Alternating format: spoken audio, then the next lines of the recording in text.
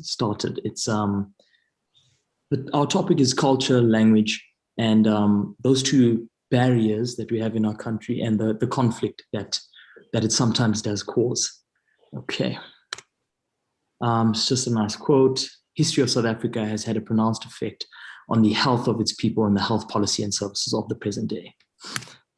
So just a quick outline. So we'll be chatting about culture, language, and conflict. So just a quick definition. So culture refers to the beliefs, ideas, values, customs, and social behavior of a specific group of people. It encompasses religion, language, practices, habits, and routines. Culture influences how we engage in our daily activities and how we fulfill our roles and responsibilities. Okay, so a slide on perception of health and disease. So many patients and healthcare care providers have very differing beliefs on and opinions surrounding health and disease. A lot of patients are unaware of the germ theory and instead believe in fatalism, which is when people attribute events, including health and disease, to destiny or even fate. And many cultures, many people, due to their cultural background, may not even accept a diagnosis or may believe that they cannot change the course of the events of their disease progression. Therefore, they may rather accept circumstances as they unfold rather than seek health and take treatment. Some patients even believe that a healthcare provider who does not give an injection or medication or any pills, any form of medication, and I'm sure we've all seen this in the clinics, they believe that the doctor is not necessarily taking their symptoms seriously. So people from all cultural backgrounds have their own beliefs and practices concerning health and wellness. It's now widely recognized that cultural factors are deeply involved in our daily activities, including health and sickness.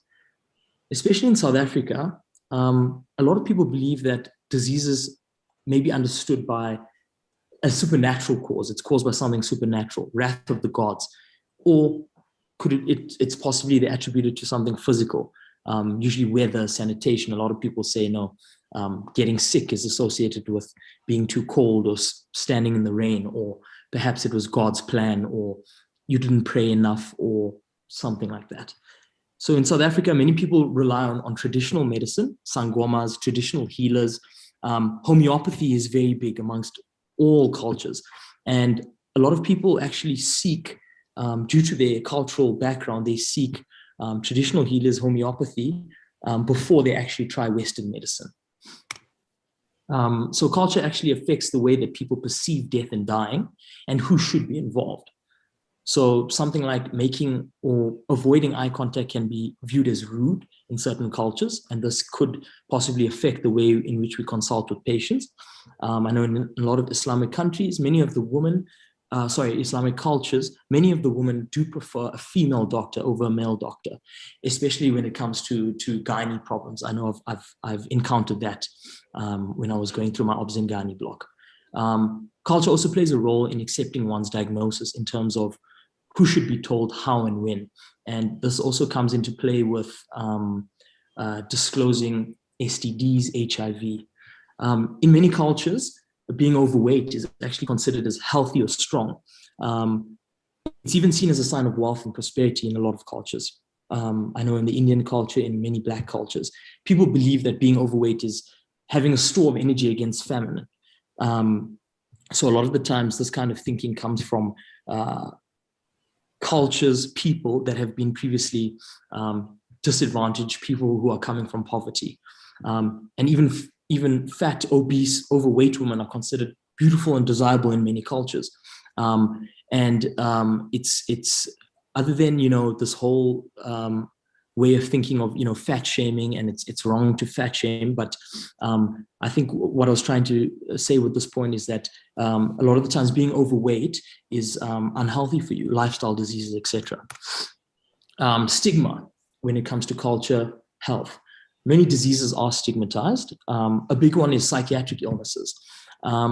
So a lot of people believe that a lot of mental illness is caused by something supernatural, spiritual even, evil spirits, demons, or even ancestral possession.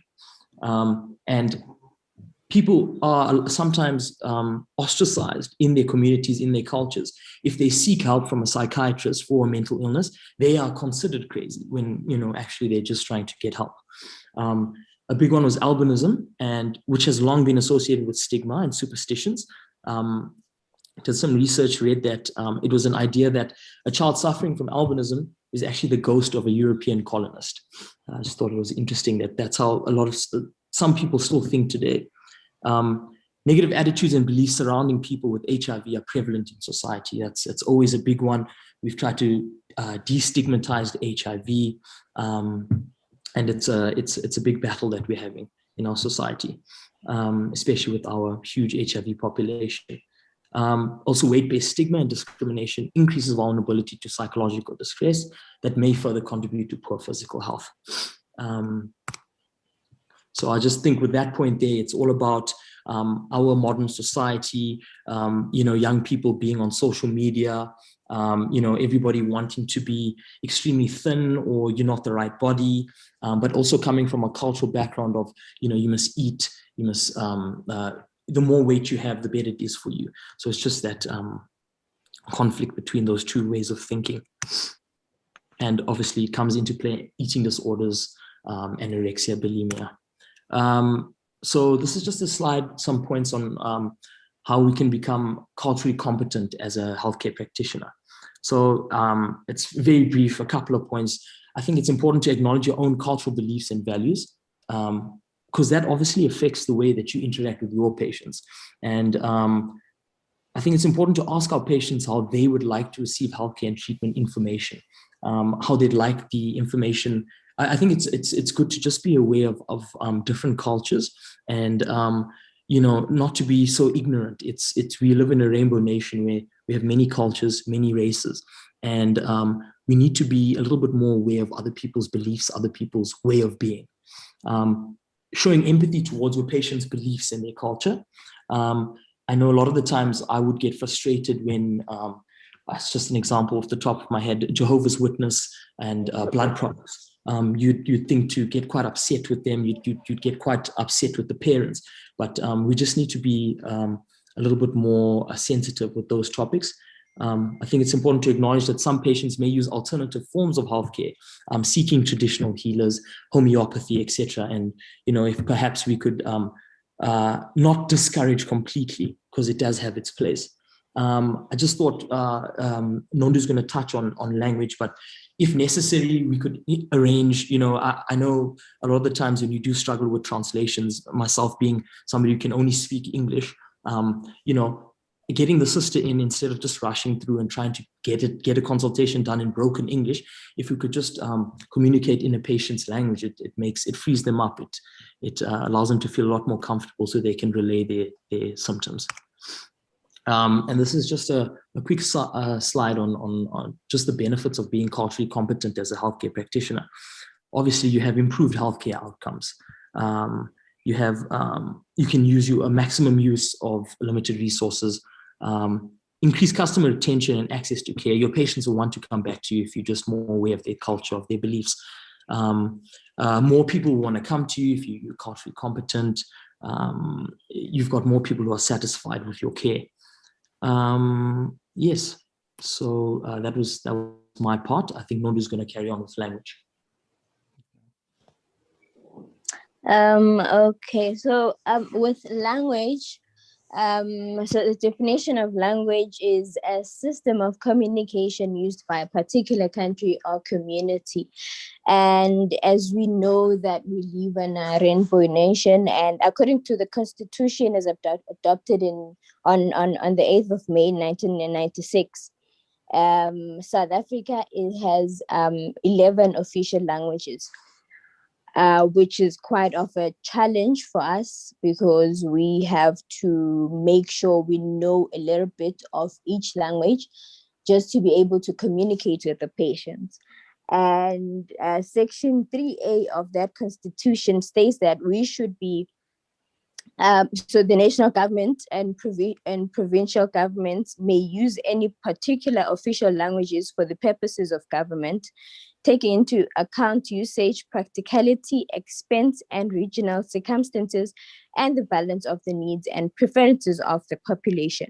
So each provincial government must use at least 2 official languages just to accommodate our patients. So we are working in Gauteng, which is a very, sorry, Mish, could you please?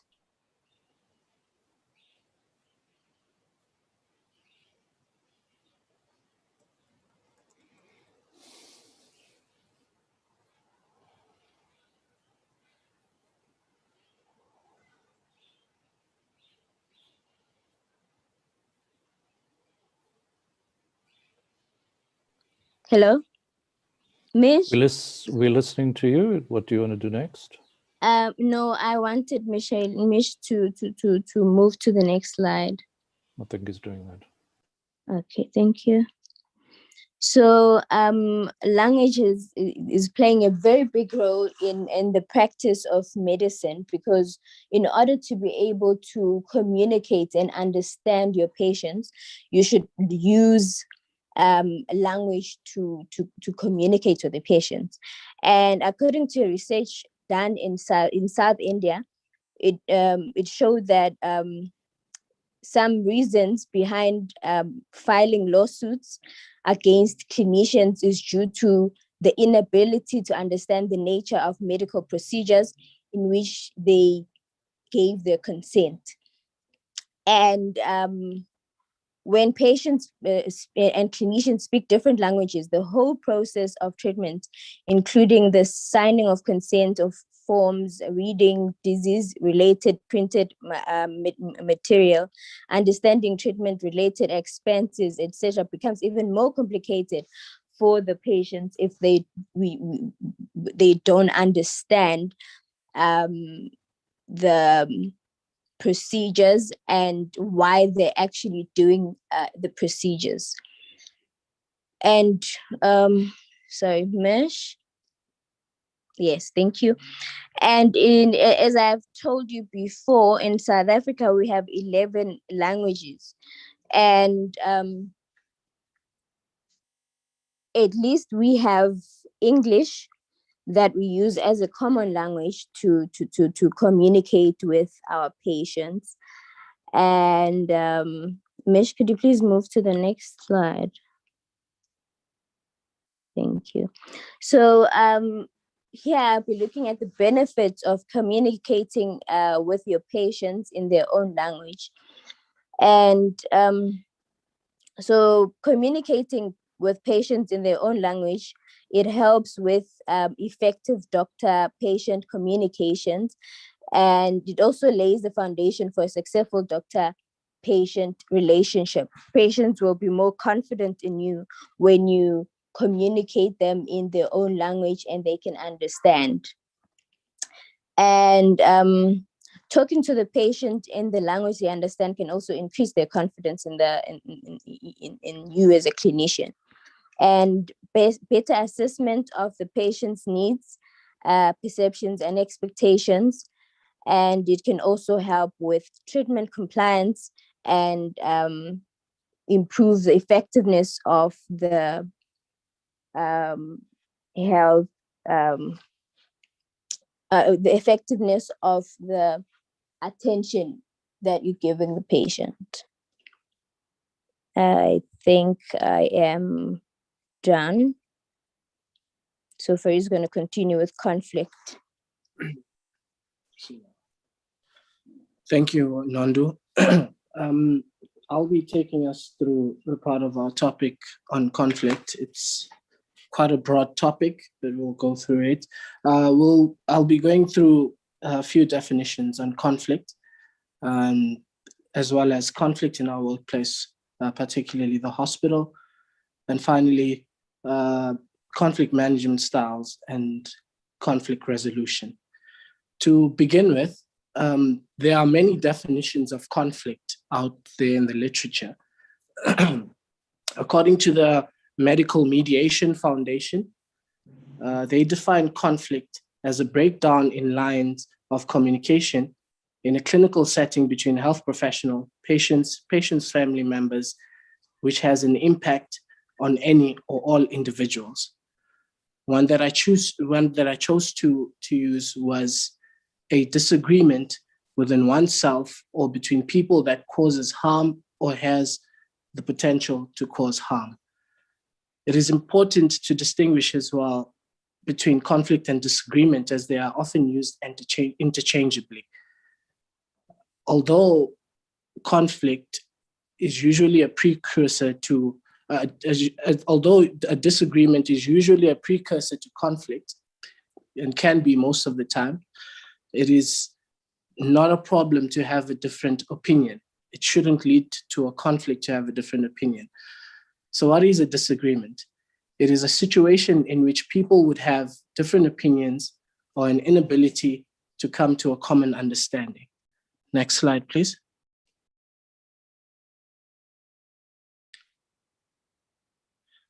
Now, conflict in our workplace. We have a very unique setting, the healthcare setting. It's very unique, comprises of various disciplines, various healthcare professionals that have studied in various medical schools. As interns, we've been into various medical schools. We come from different backgrounds, culture, religion. We speak languages, as the previous speakers before me had alluded to, and we all come in one place. It is this relationship that exists between us as individuals in the hospitals, patients included. This relationship is symbiotic, and it enables us to produce a good working environment where good quality patient care can be provided. This makes conflict inevitable in our setting. And the conflict can arise from various aspects, such as patient's care. That can be between you and the patient, disagreeing on management principles, can be between us as interns and our immediate seniors, and as well as management. One underrated effect of conflict that has been found in literature in the workplace is its negative effect on staff well-being, productivity, and quality of care. And I'm sure we've all experienced situations where conflict has come in the way of us ensuring that we produce the best outcome for our patient. Literature has also identified a major gap in healthcare workers that can either be in the training of interns in medical school or the training offered at workplace. An issue identified was the lack of interpersonal skills that could be used in a situation where conflict is inevitable to de-escalate the situation. Next slide, please. Now, the HPCSA has provided guidelines in our handbook.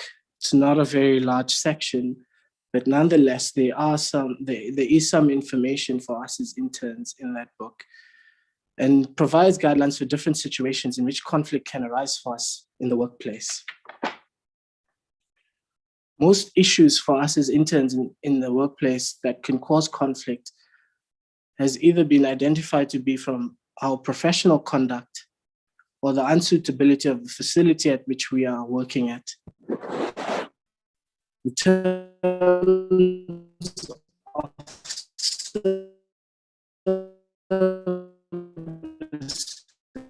services and for ensuring that we provide adequate care. That is, most of the issues that we do encounter in our setting can be resolved, usually amongst ourselves. If we have issues amongst ourselves as interns, we can resolve them amongst ourselves by speaking to one another.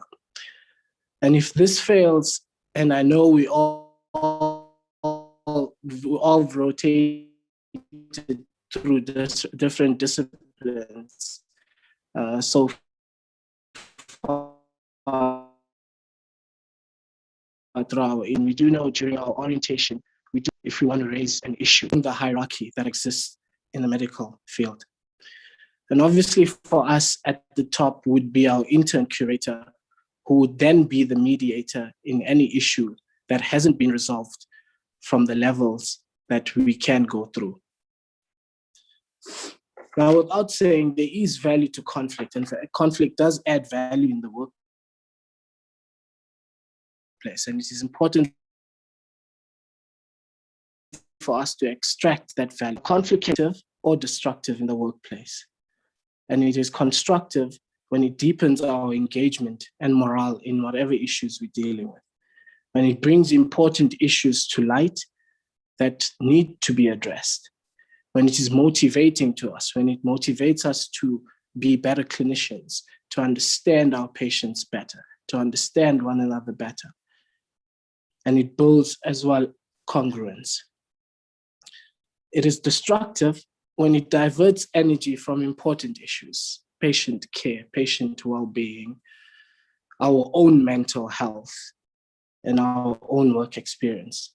It is destructive when it deepens the differences in our values and principles, and it destroys morale. Next slide, please. This slide is on management principles that we can use, as in a lot of management principles out there in the literature. And these can be applied to any person you encounter from a different profession or amongst ourselves. And there are 5 of these principles that I've chosen to use. And it is accommodating, avoiding, competing, compromising, cooperative problem solving.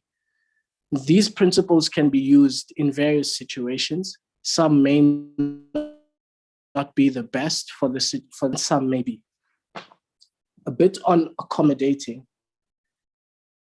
This would be a useful principle to use in a situation where a less important issue is at hand. I mean, amongst ourselves as interns, one example we can use is maybe on call schedules or cover schedules, when someone brings up a reason why they can't do this call or they can't do this cover. It is a less important issue in the broader picture, and it's one that we can use. It is to do with putting someone's interest above the other person's interest. In terms of avoiding, it's useful when there is a clear advantage to waiting to solve the problem. Most of the times, for example, if we are in a situation where we are in a disagreement with our patient, or we are in a disagreement with nursing staff or our immediate seniors or our colleagues, and emotions are high and tensions are high, this could possibly be one of the best management skills to use in that situation, would be avoiding the situation just to calm tensions, to calm emotions, not forgetting that you still need to engage in that situation and solve it at a later stage when people are calmer and much more willing to engage. The third would be competing.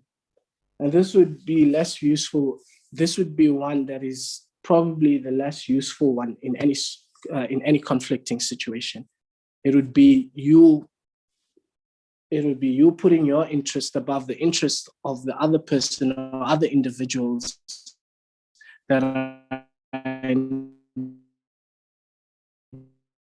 involved in the conflicting situation. Again, a competing opinion, and that could be in a situation where patient care is vital, and we have disagreements on whether a patient needs to be probably on, for example, high flow oxygen or intubated. They're both to do with patient care, but which one is the best? And a competing management principle would be useful in that situation.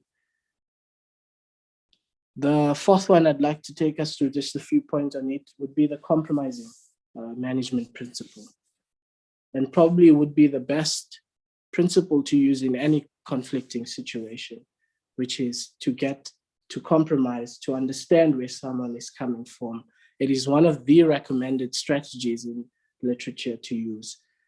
It is always to consider where someone else is coming from, to consider the patient agenda, for the patient to consider the doctor's agenda, for us to hear each other out and understand what we are saying to each other.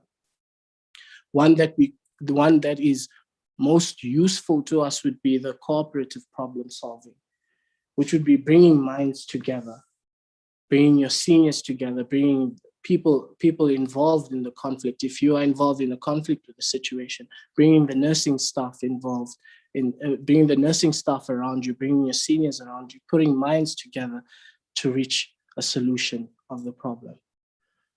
Next slide, please. It's always important that at the end we reach a resolution, the best possible outcome. The conflict is inevitable, it's unavoidable, but what we can make sure that we do is to resolve the situation. And when the following conditions are in place that I'll mention, the likelihood of a positive resolution would increase. And that is commitment to find a resolution that is mutually beneficial in the situation. Being open-minded, recognizing that there is more than one way to look at an issue, and belief that a solution exists and will be reached. Commitment to stay in the communication process, to trust one another, and to respect one another most importantly. I'd like to end off with just the point of respect. Because we work in an environment where we interact with so many people, we interact with various disciplines, we work in a multidisciplinary team with the aim to provide the best possible care, to ensure the best possible outcome for our patient if the issue is on patient care. It would be to respect everyone's contribution, and everyone has a contribution to make. To actively listen more than you talk. To respect the other person, be cordial and polite, and agree to disagree. Value each other's perspective, differences, cultures, and ways of thinking. This will help us get to a resolution and avoid situations where conflict is not resolved. Thank you. I think we've come to the end of our presentation, Prof. Well, thank you very much. Appreciate that. Useful and not easy to talk about. So thank you for that. I think it's actually quite opportune as well that we as a group of interns with the family doctors, and particularly myself, the question becomes, how do we function as a group? How do we relate to each other? I'm going to, if you can just allow me, I'm going to share things that are considered political. So here's a picture, and it's a picture of us having experienced apartheid in South Africa. It's our patient experience. It's our daily experience. Patients have not shaken off that history. Do we dismiss that as being political? Do we ignore the fact that apartheid still exists, not only in our country, but in other parts of the world? And I think it's a point for reflection. How do we think about different perspectives? Because the white community in South Africa felt justified and very genuinely had their own perspective. It wasn't correct necessarily, but they had their own perspective, and one needs to understand that. So even in the present South Africa, any Black person needs to appreciate where a white person comes from in their fear, as might be in another situation where they say, beware of natives. That is not a uncommon restraint even today, where people will tend to say, oh, well, beware of people on the street and this area and that area. So these are not conversations that have disappeared. And as South Africans, we need to be aware of the values of our constitution and our government's values in the way in which we should be thinking about what is expected of us as family doctors and in terms of our patient care, but also relating to each other. Here's a picture, and I want to share this as well. This is in the USA. Does it bother us that here's a guy putting, his neck over the policeman? He's a policeman with his neck over a person who actually subsequently died. That's George Floyd. Do we respond by saying, no, that is unacceptable? Or do we say, no, actually, that's not our business. If I talk about it, that's political. Police brutality is not in the UK only. We still have that challenge here in South Africa. So the question is, we've got to ask ourselves as family physicians, as family doctors, how do we treat things that are relatively contentious? Do we just sweep it under the carpet? Or are we, as you've said, Farid, needing to think carefully about what exactly are the issues and to understand each other better? So I posted this on a blog, and I'm going to show it to you. Give me a second. The burning of the AlAqsa mosque. Okay, you see the fire of the mosque in the background. Give me a second. I just want to make sure that the share is. I don't want people to get a wrong impression. AlAqsa mosque is not completely burned down, right? But so there's a new video out of some extreme right-wing Israelis celebrating the burning of the AlAqsa mosque, okay? You see the fire of the mosque in the background. I don't want people to get a wrong impression. AlAqsa mosque is not completely burnt down, right? But there was that moment in time, and apparently they thought it was just such a wonderful thing.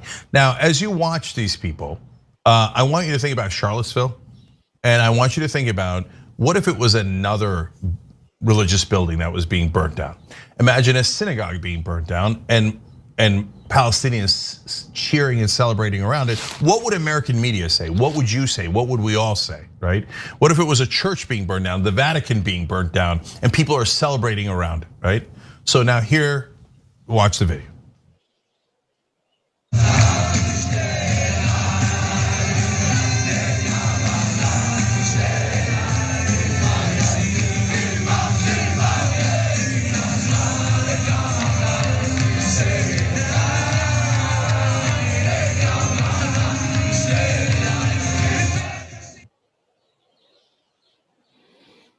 Man, that is.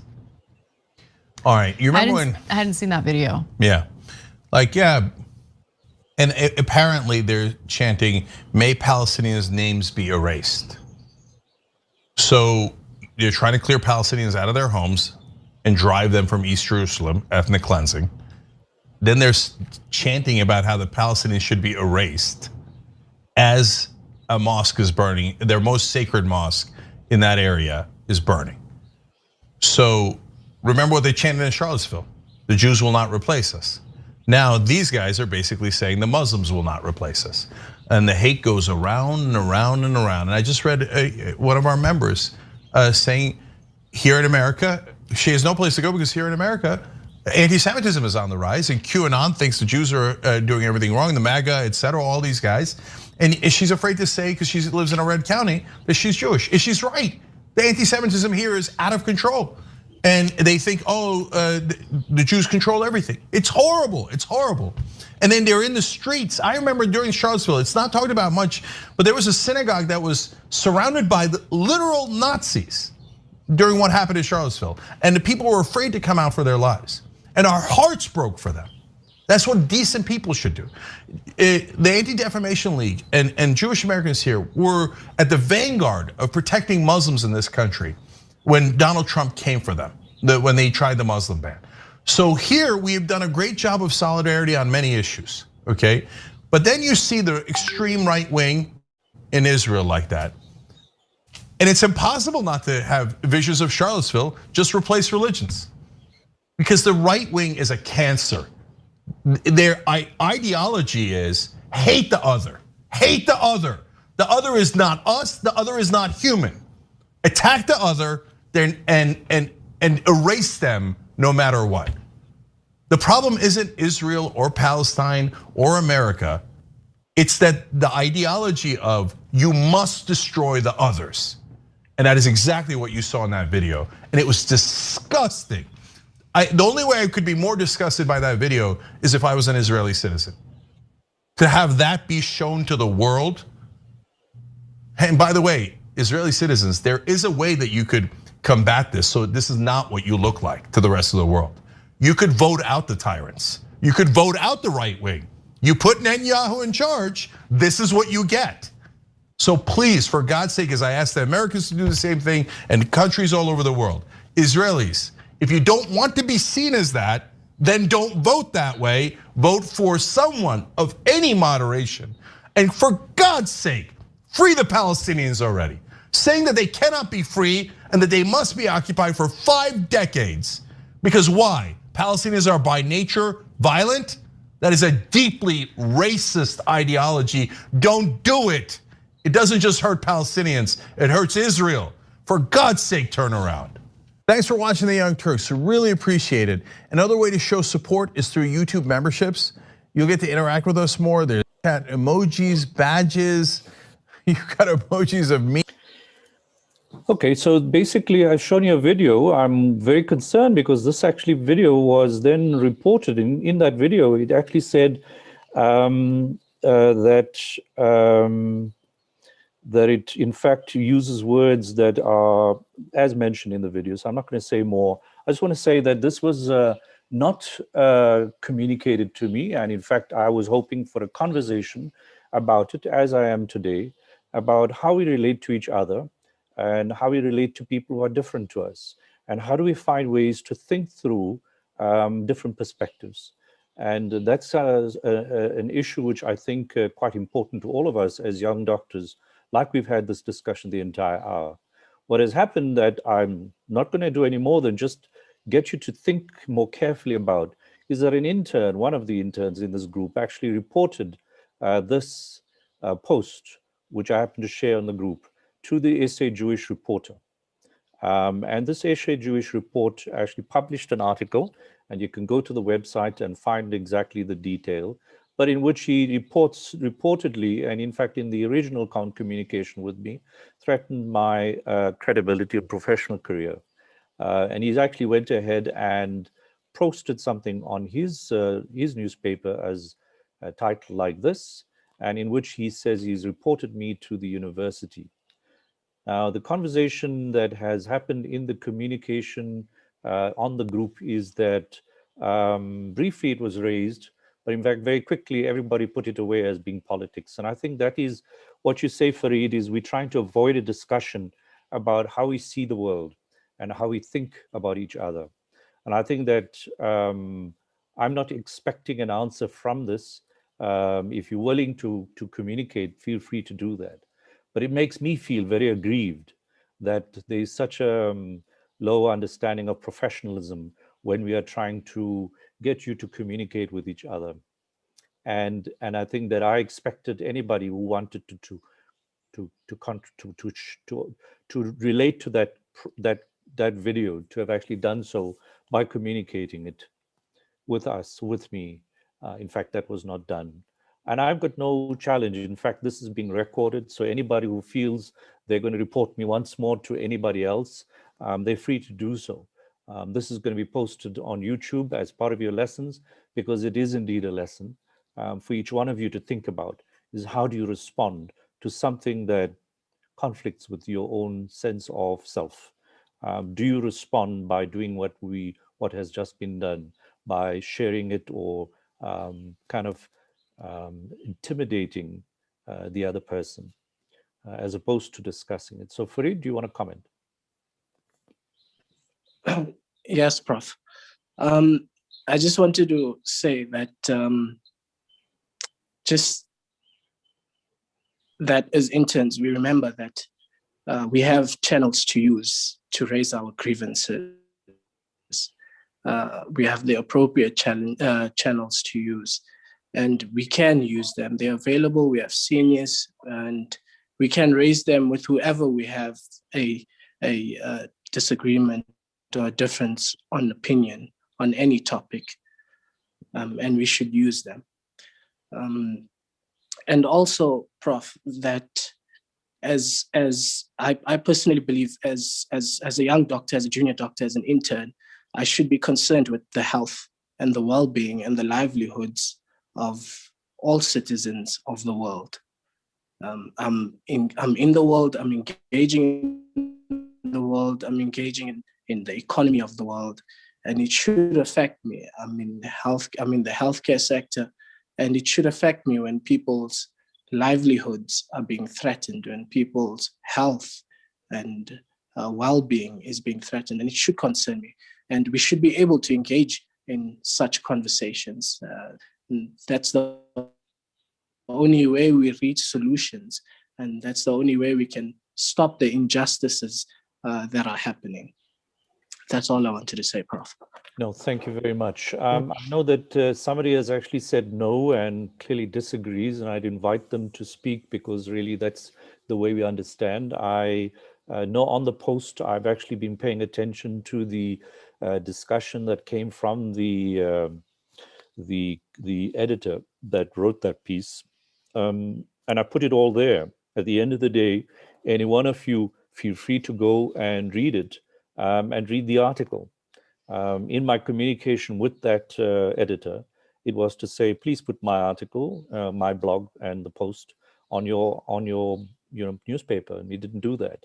I think that's really what we all should be learning to do, is to understand each other and to get all points of view. Ultimately, you make that judgment. Ultimately, a patient makes that judgment. You're not there to decide what's good and what's bad for anybody. But I think having the freedom to openly discuss things is really what should be prized. So I don't know if there are any other comments. If there are no others, we will close the topic here. I hope that has been useful for you to think about these issues of culture and conflict. Thank you all very much, and enjoy your weekend and week, and we'll see you next week. Take care. Bye-bye.